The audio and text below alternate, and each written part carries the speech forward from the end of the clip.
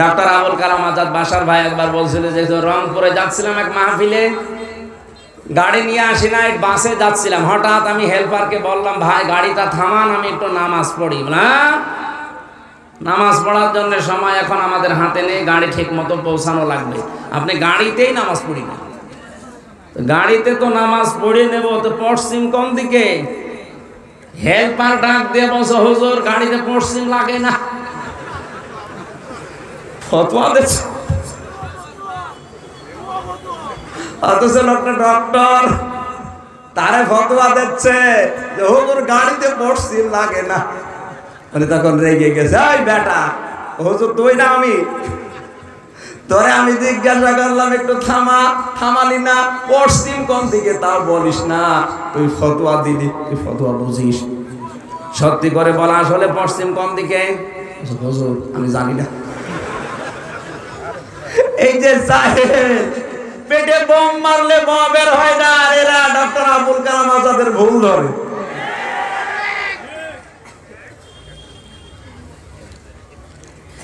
তিন নম্বরে আল্লাহ পাক বলেন, হে নবী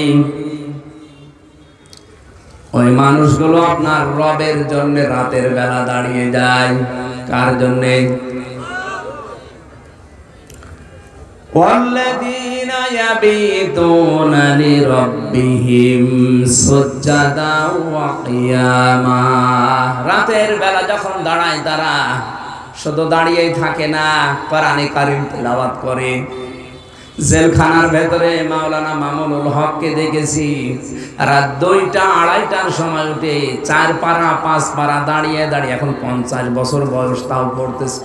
আমার 33 বছর বয়স, আমার পা লেগে যায় 2 পারা পড়তে, অথচ বেটার মাথায় ব্যথা। দেখবেন যখন আদালতে আসে তখন কোণের ভেতরে ভর দিয়ে আসে, অথচ এরপরও জেলের ভেতরে থাকাকালীন প্রতিদিন এই 3টা বছরে তাদের তাহাজ্জুদ আর নফল নামাজ মিলে প্রায় 6-7 পারা করে পড়ে। আমরা পারি না, আমিও তো হাফেজ, আমার মাথাও ব্যথা না, পাও ব্যথা না, 2 পারা পড়তে গেলে কেমন যেন লাগে। আমার বয়স 33, ওনার বয়স 50, তারপরও ইবাদতে আমি পারছি না ওনার সাথে। কারণ ইবাদতের ভেতরে একটা মজা আছে। যদি রাতের বেলা তাহাজ্জুদ নামাজে আপনি কান্না করতে পারেন সেজদা দিয়ে, স্ত্রী ব্যবহারে ওই শান্তি পাবেন না। এই পৃথিবীতে আমাদের কাছে সবচাইতে বেশি আনন্দের কাজ মনে হয় স্ত্রীর ব্যবহার।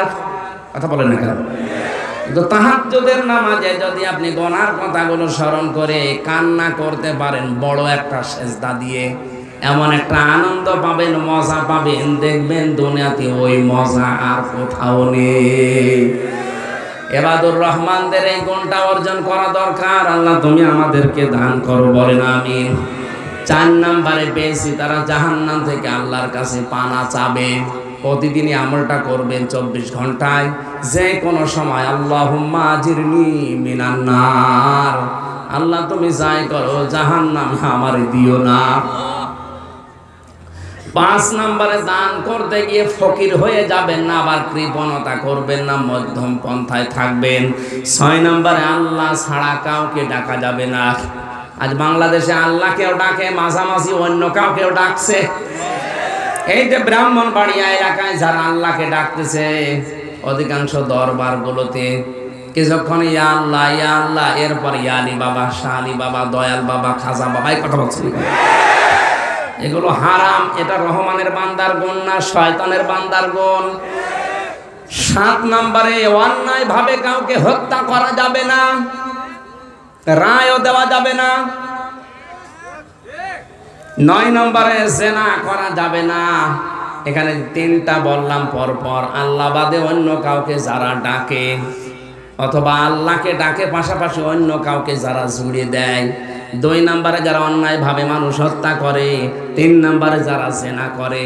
এই 3টা পাপের শাস্তি হবে ডবল। কি হবে? আল্লাহ আমাদের হেফাজত করুন। 9 নম্বরে মিথ্যা সাক্ষী দেওয়া যাবে না।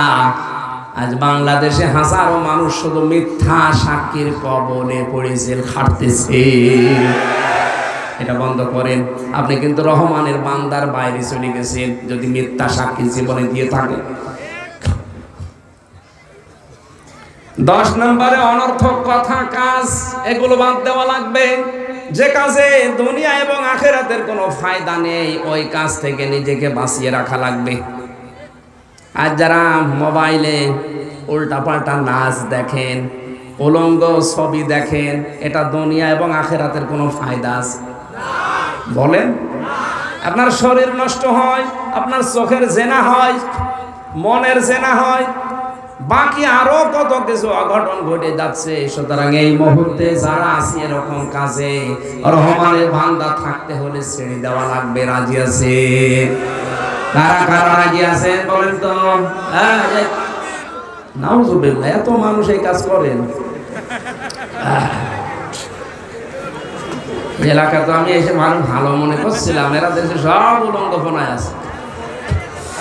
11 নম্বরে কোরআনের আয়াত শোনার পরে, কোরআনের বায়ান শোনার পরে যারা বোবা বধির এর মতো আচরণ যারা করে, এরা রহমানের বান্দা নয়। আমি কিন্তু কথা খোলাখুলি বলেছি। এখন যদি বোবা বধির অন্ধের মতো আচরণ করেন, আপনি শয়তানের বান্দা, রহমানের বান্দা না। এই কথাটার ওজন আপনি টের পাননি। এইটা আজকের আসল ওয়াজ। ভাঙে কি বলবো, ভাঙে কি বলবো? কোরআনের কথা শোনার পরে যারা অন্ধ বোবা বধিরের মতো আচরণ করে, এরা রহমানের বান্দা না, এরা শয়তানের বান্দা। আমি জানি এখানে এরকম মানুষ বেশি। এরপরে 12 নাম্বার হচ্ছে তাদের পরিবারের জন্য তারা দোয়া করবে। কার জন্যে?